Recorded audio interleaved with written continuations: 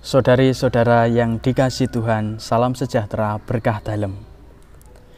Kembali lagi kita memberi waktu untuk merenungkan sabda Tuhan hari ini. Sabda Tuhan hari ini diambil dari Injil Markus bab 19 ayat 14 sampai 29. Marilah kita siapkan hati untuk merenungkan sabda hari ini. Kita awali dengan berdoa. Dalam nama Bapa dan Putra dan Roh Kudus. Amin.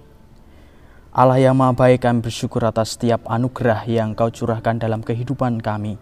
Terlebih dalam kesempatan hari ini, Kau beri kesempatan bagi kami untuk kembali merenungkan sabda-Mu. Bukalah hati kami supaya kami semakin dimampukan untuk memahami apa yang Kau sabdakan dalam kehidupan kami hari ini. Dimuliakanlah nama Tuhan kini dan sepanjang masa. Amin. Tuhan bersamamu dan bersama rohmu. Inilah Injil Yesus Kristus menurut Markus. Dimuliakanlah Tuhan. Ketika Yesus, Petrus, Yakobus, dan Yohanes kembali pada murid-murid lain, mereka melihat orang banyak mengerumuni murid-murid itu, dan beberapa ahli Taurat sedang mempersoalkan sesuatu dengan mereka. Pada waktu orang banyak itu melihat Yesus, tercenganglah mereka semua dan bergegas menyambut Dia. Lalu Yesus bertanya kepada mereka, "Apa yang kamu persoalkan dengan mereka?" Kata seorang dari orang banyak itu, "Guru, anakku ini kubawa kepadamu karena ia kerasukan roh yang membisukan dia. Dan setiap kali roh itu menyerang dia, roh itu membantingkannya ke tanah, lalu mulutnya berbusa, giginya bekertakan, dan tubuhnya menjadi kejang. Aku sudah meminta kepada murid-muridmu supaya mereka mengusir roh itu, tetapi mereka tidak dapat." Maka kata Yesus kepada mereka, "Hai kamu angkatan yang tidak percaya, berapa lama lagi aku harus tinggal di antara kamu? Berapa lama lagi aku harus sabar terhadap kamu? Bawalah anak itu kemari." Lalu mereka membawanya kepadanya. Waktu roh itu melihat Yesus, anak itu segera terguncang-guncang, dan anak itu terpelanting ke tanah dan terguling-guling, sedang mulutnya berbusa. Lalu Yesus bertanya kepada ayah anak itu, "Sudah berapa lama ia mengalami ini?" Jawabnya, "Sejak masa kecilnya. Dan seringkali roh itu menyeretnya ke dalam api ataupun ke dalam air untuk membinasakannya. Sebab itu jika engkau dapat berbuat sesuatu, tolonglah kami dan kasihanilah kami." Jawab Yesus, "Katamu, jika engkau dapat. Tidak ada yang mustahil bagi orang yang percaya." Segera ayah anak itu berteriak, "Aku percaya, tolonglah aku yang tidak percaya ini." Ketika Yesus melihat orang banyak makin datang berkerumun, Ia menegur roh jahat itu dengan keras, katanya, "Hai kau roh yang menyebabkan orang menjadi bisu dan tuli, aku memerintahkan engkau, keluarlah daripada anak ini dan janganlah memasukkannya lagi." Lalu keluarlah roh itu sambil berteriak dan menggoncang-goncangkan anak itu dengan hebatnya.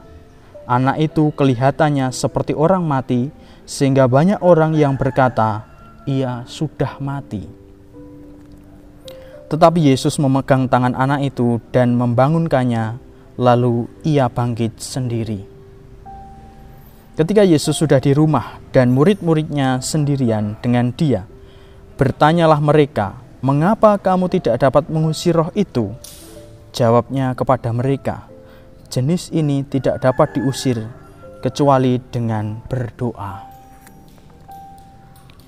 Saudara-saudari yang dikasihi dan mengasihi Tuhan, hari ini sabda Tuhan mengisahkan tentang seorang anak yang dirasuki roh yang membisukan dan menulikan. Dikatakan dalam ayat 18 demikian, "Setiap kali roh itu menyerang dia, roh itu membantingkannya ke tanah, lalu mulutnya berbusa, giginya bekertakan, dan tubuhnya menjadi kejang." Para murid sudah berusaha untuk menyembuhkan anak ini dari kerasukan, namun tidak dapat. Hanya Yesus yang dapat mengeluarkan roh jahat dari anak ini. Permenungan bagi kita ialah, mungkinkah roh yang membisukan dan menulikan itu merasuk dalam diri kita? Tentu roh jahat itu dapat merasuk dalam diri kita dan menjadikan kita pribadi-pribadi yang tidak mampu mendengarkan sabda Tuhan dan tidak mampu mewartakan kebenaran dan cinta Tuhan kepada sesama. Dengan demikian kita menjadi orang-orang yang hidupnya jauh dari apa yang menjadi kehendak Tuhan dan menjadikan kita menjadi orang-orang yang tidak mampu mewartakan kasih kepada sesama. Lalu apa yang dapat kita usahakan sebagai pribadi untuk melepaskan roh jahat itu dalam diri kita? Melepaskan roh yang membisukan dan menulikan dari dalam diri kita atau mengusir setan tentu bukan hal yang mudah. Tetapi satu hal yang bisa dapat kita usahakan ialah membiarkan Yesus hadir dan berkarya dalam hati kita. Itu menjadi sarana yang dapat kita usahakan. Dengan doa, kita berarti tinggal di dalam Tuhan dan membiarkan Tuhan sendiri yang berkarya dalam hati kita, menggerakkan seluruh diri kita. Semoga sabda Tuhan yang kita dengarkan hari ini sungguh membuka hati kita, membiarkan Tuhan Allah berkarya sehingga kita mampu menjadi pribadi-pribadi yang mendengarkan sabda Tuhan dan mampu mewartakan dalam perkataan-kataan kita kepada siapapun yang kita jumpai hari ini. Tuhan memberkati kita semua. Marilah kita berdoa. Allah yang Maha Kasih, kami bersyukur atas sabda yang boleh kami dengarkan.